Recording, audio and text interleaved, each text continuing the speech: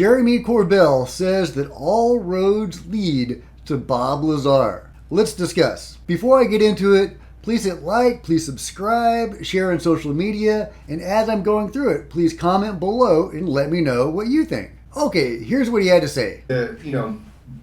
What Bob told you in 1989 on May 15th, what he told George Knapp, it's true. And I don't want to try to convince anybody of that. I think the evidence will speak for itself as we move forward. Yeah, we're going to be hearing more.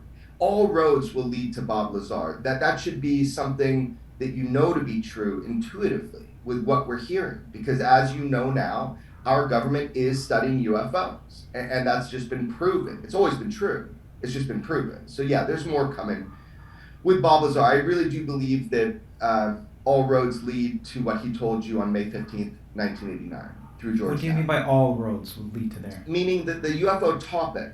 Remember what Bob Lazar told you. He told you that the United States military was studying extraterrestrial spaceship, that they were trying to exploit those technologies and reverse engineer them. So now we're kind of getting to a point where we have to look at what he said with a little bit of a different angle now. So I do believe that all roads will lead to what he told you in 1989. Interesting, Jeremy. All roads lead to Bob Lazar. I have a great deal of respect for Jeremy Corbell. His two documentaries on Bob Lazar in the Skinwalker Ranch have really, I think, transformed the landscape of what is possible in a paranormal documentary. Those movies, especially the one on Bob Lazar, reached a lot of people, and I think that it has contributed to the conversation in a big way. Jeremy himself has become a leading spokesperson for disclosure and an ally of the faction behind disclosure, even going so far as to leak him videos, him and George Knapp, whom I love. George is amazing, and Jeremy Corbell is his protege.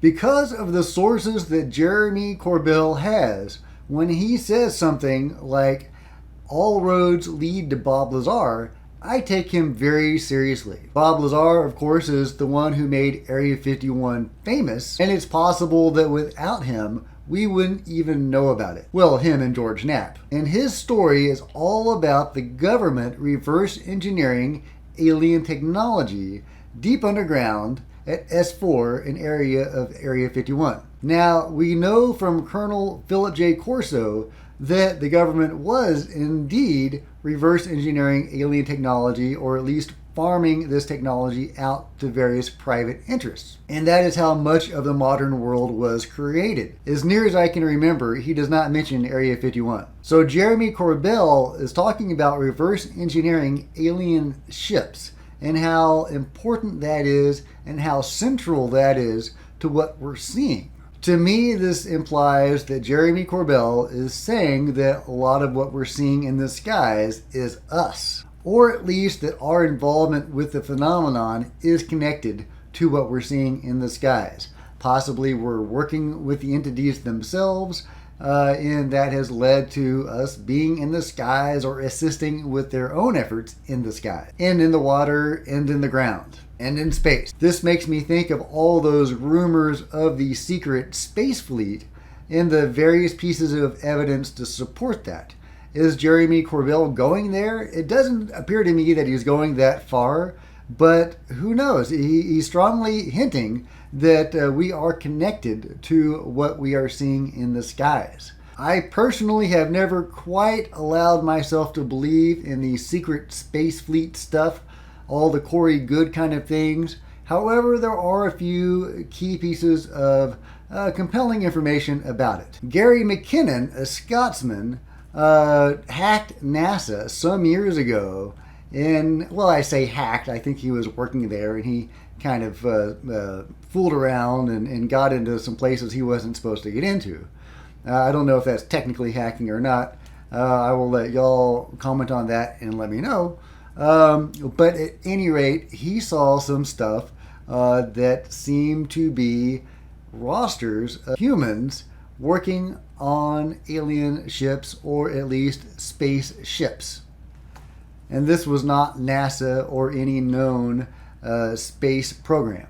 This was the secret space fleet, if this is real. Was it real? I don't know, but it is one of the more compelling pieces of evidence to support the existence of the secret space fleet, independent of supposed whistleblowers like Corey Goode. But that's not necessarily what Jeremy is talking about. He could simply be talking about our efforts to reverse engineer these ships and possibly having some success at it in utilizing them for whatever ends. I would love to know what those ends are, and if we are achieving those ends by ourselves, or are we indeed working with the entities?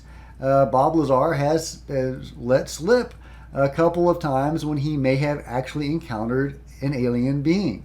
He was walking into a hotel one time when he had a recovered memory of encountering one. He was brought into some meeting where he was asked some questions, and he felt the influence of a non-human behind a curtain.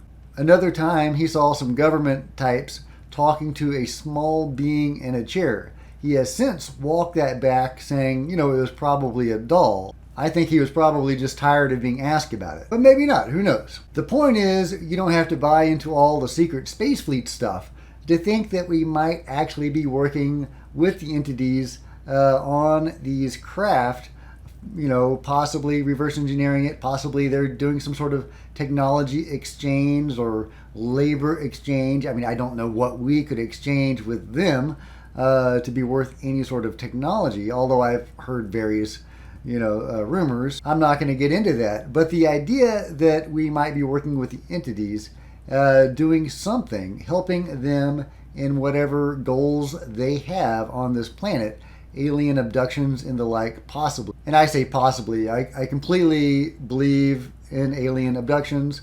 Not even believe, I've seen the evidence, it's pretty overwhelming. Abductions, the hybrid program, all of that stuff seems to be legit. Also, military abductions seem to be a thing.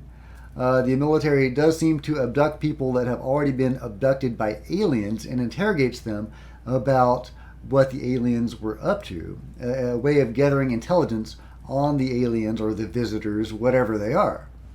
But might they also be working with the entities? Maybe they're working with some of the entities and against other entities? To me, that seems the most logical, but again, we don't have a whole lot of credible information on this. Hopefully Jeremy or somebody else will open up about this very soon. The U.A.P. task force report is rumored to come out tomorrow. Hopefully we will find out something juicy. I'm not expecting much, but hopefully we'll get something to further the conversation. At the very least, hopefully we will get a permanently funded program within the Pentagon to deal with this issue.